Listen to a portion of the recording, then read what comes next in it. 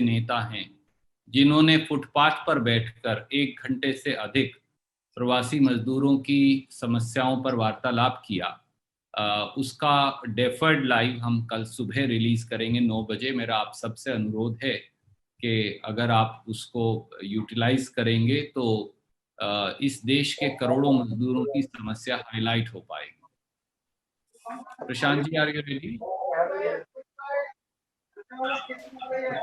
Just starting, give us 30 seconds. Please mute everyone. लोगों ने unmute कर दिया सर, मैं सबको अनम्यूट हूँ। ये स्टार्टिंग 30 सेकंड सर।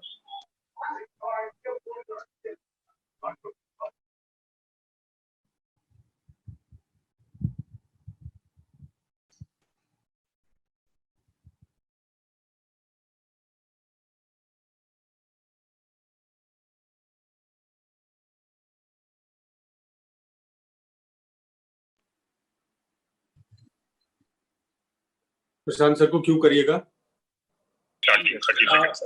सर आप लाइव हैं, you can start. Prashant ji, can I start? Yes sir, we can start. नमस्कार दोस्तों, 22 राजनीतिक दलों की एक संयुक्त बैठक श्रीमती सोनिया गांधी जी के नेतृत्व में आज जूम से वर्चुअल हुई। देश में जो कोरोना पेंडेमिक फैला है और जिस प्रकार से कोरोना महामारी के साथ साथ आर्थिक महामारी के शिकार करोड़ों लोग हुए हैं, देश की अर्थव्यवस्था जिस तरह से छिन्न भिन्न हो गई है, जिस प्रकार से प्रवासी मजदूरों को सरकार ने अपने हाल पर बेहाल छोड़ दिया है, जिस प्रकार से सूक्ष्म, लघु और मध्यम उद्योग और वहां काम कर रहे 11 करोड़ लोगों के लिए कोई मदद नहीं, जिस प्रकार से देश का अन्नदाता किसान उसे अपने हाल पर छोड़कर न्यूनतम समर्थन मूल्य भी नहीं दिया जा रहा, और जिस प्रकार से पूरे देश की अर्थव्यवस्था पर एक तरह से ग्रहण लगा दिया गया है और सरकार कहीं ना कहीं अपनी जिम्मेवारी न समझ पा रही और न उसका क्रियान्वयन कर रही, इनका और बहुत सारे अन्य मुद्दों की आज 22 राजनीतिक दलों की इस बैठक में चर्चा हुई। और उस व्यापक चर्चा जो लगभग 4 घंटे चली, जिसकी शुरुआत कांग्रेस अध्यक्षा श्रीमती सोनिया गांधी ने की, कई मुख्यमंत्री गण उसके अंदर उन्होंने अपने अपने विचार रखे। उदाहरण के तौर पर पश्चिम बंगाल की मुख्यमंत्री ममता बनर्जी जी, महाराष्ट्र के मुख्यमंत्री उद्धव ठाकरे जी, हेमंत सोरेन जी, तो कई हमारे जो मित्र राजनीतिक दल हैं उनके मुख्यमंत्री गण, पार्टी के अध्यक्ष गण भी पूरे देश से उन्होंने इस चर्चा में भाग लिया। और लगभग 4 घंटे से अधिक चली इस चर्चा के बाद कुछ निष्कर्ष 22 राजनीतिक दलों ने आगे की रणनीति के बारे में निकाले और एक बयान तैयार किया। मैं उस बयान को सबसे पहले आपके समक्ष पढ़कर बताऊंगा और फिर हम आपके सवालों के जवाब लेंगे। Statement of like-minded political parties. 22 like-minded parties met today to exchange views on the extraordinary situation in the country arising out of the COVID-19 pandemic. The economy has collapsed. All sections of the society face acute distress. Livelihoods have been destroyed. Lives have been lost. The like-minded parties applaud the heroic efforts of all public health personnel, particularly doctors, nurses, paramedics, as also police and security forces personnel, safai karamcharis, and those maintaining essential services like water, power, etc. in these challenging times across the country. They have shown extraordinary courage and dedication. We are humbled by their devotion to duty at a time of grave peril to their own lives. Acutely conscious of the magnitude of this crisis, the like-minded parties have, as always, extended their full cooperation to the union government. But sadly, we have to point out that the union government has failed in discharging its responsibility responsibilities in a timely, effective, and sensitive manner. Grand announcements have been made, but they do nothing meaningful to alleviate the sufferings of people and address the pressing concerns of farmers and farm labor, of migrant and other workers, of trade and commerce, MSMEs and industry. In fact, Union government has unabashedly usurped powers vested in the states, undermining the constitutionally guaranteed federal democracy. The like-minded parties believe that this is neither the time for government at the center to indulge in showmanship nor one-upmanship. This is the time for a gigantic collective endeavor. This is what the people of India need, and this is what the people of India demand. It is important that Government of India reaches out and engages in a dialogue with all political parties in a systematic manner. Listen seriously to the suggestions that we have to make. Activate parliamentary institutions like standing committees and be genuine in helping the states financially and otherwise. Opposition parties represent over 60% of India's people. We therefore appeal to the Union government to listen and consider the following 11 demands. Number 1, direct cash transfer of rupees 7,500 per month to all families outside the income tax bracket for 6 months. Rupees 10,000 to be paid immediately, with the balance being paid equally across the remaining 5 months. Number 2, free distribution of 10 kg food grains to all needy individuals each month for the next 6 months. Increase the number of MG Narega work days to 200 and provide the necessary budgetary support. Number 3, free transportation for all migrant workers to their native places. Also make immediate and reliable arrangements to rescue all Indian students and other citizens stranded overseas. Number 4, provide accurate and relevant information on COVID-19 events and goals vis-a-vis testing, infrastructure, containing spread.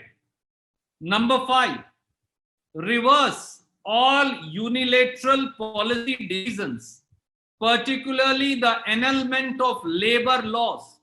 Number 6, procure immediately the Rabi harvest at MSP and provide assistance for the produce to reach the market.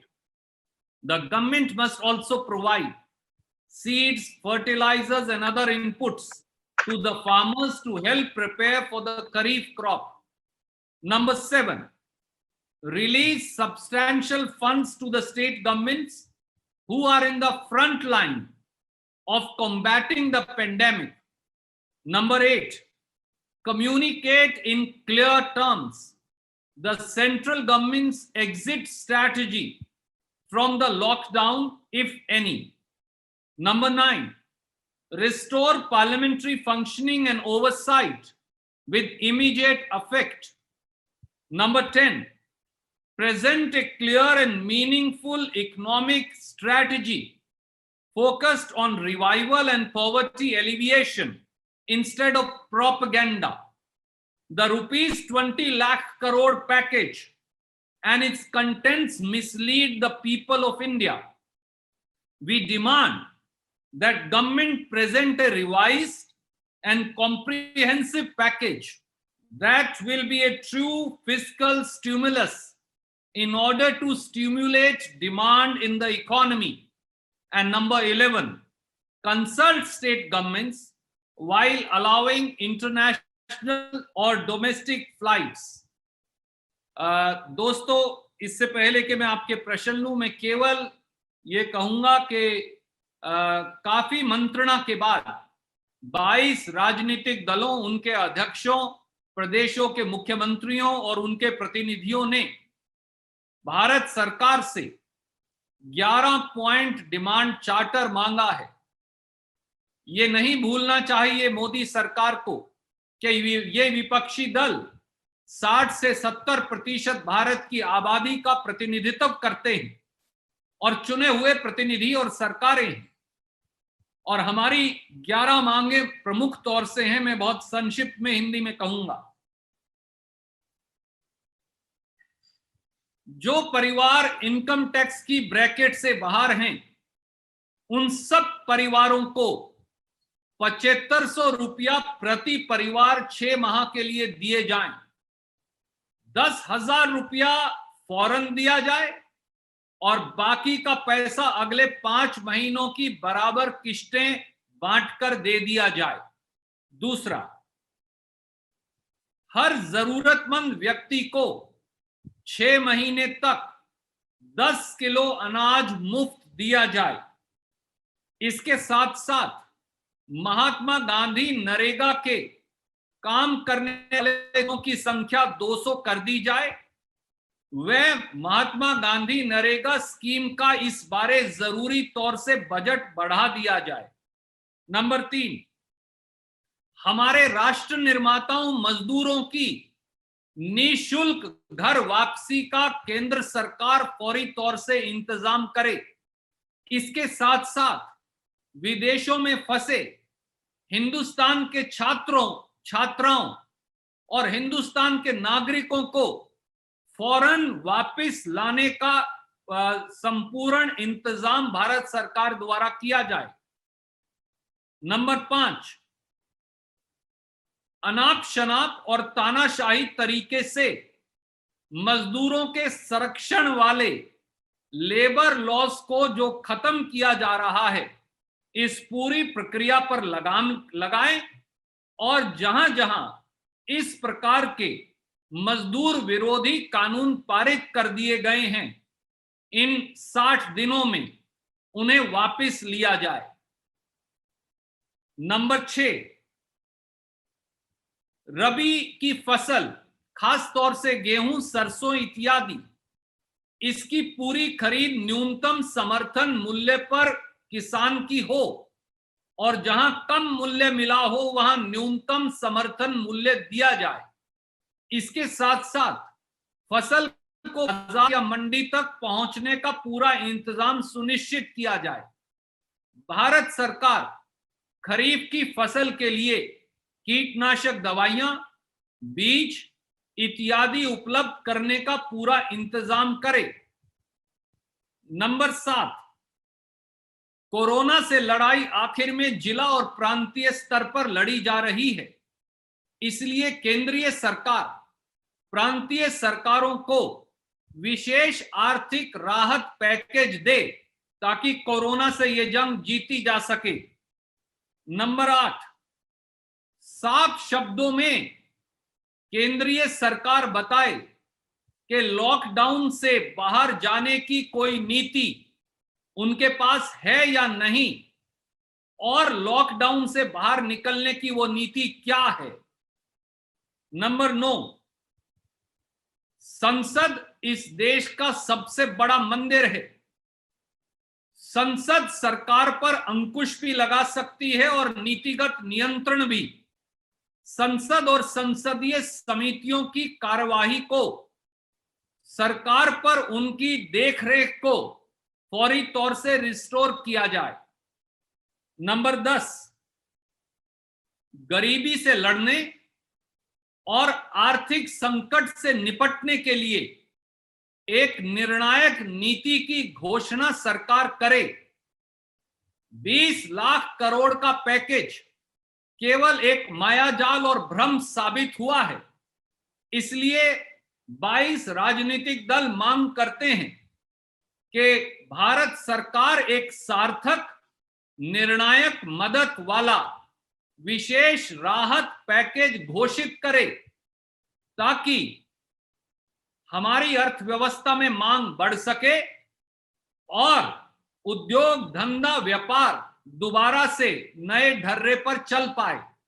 और आखिरी, अंतरराष्ट्रीय व अंतरराज्यीय हवाई जहाज सेवा शुरू करते हुए किसी प्रदेश की सरकार से मंत्रणा अवश्य कर ली जाए। ये हमारी 11 मांगे हैं। Subscribe to Nation Next YouTube channel and press the bell icon to get regular updates from Nation Next. Also like Nation Next Facebook page and follow us on Instagram and Twitter.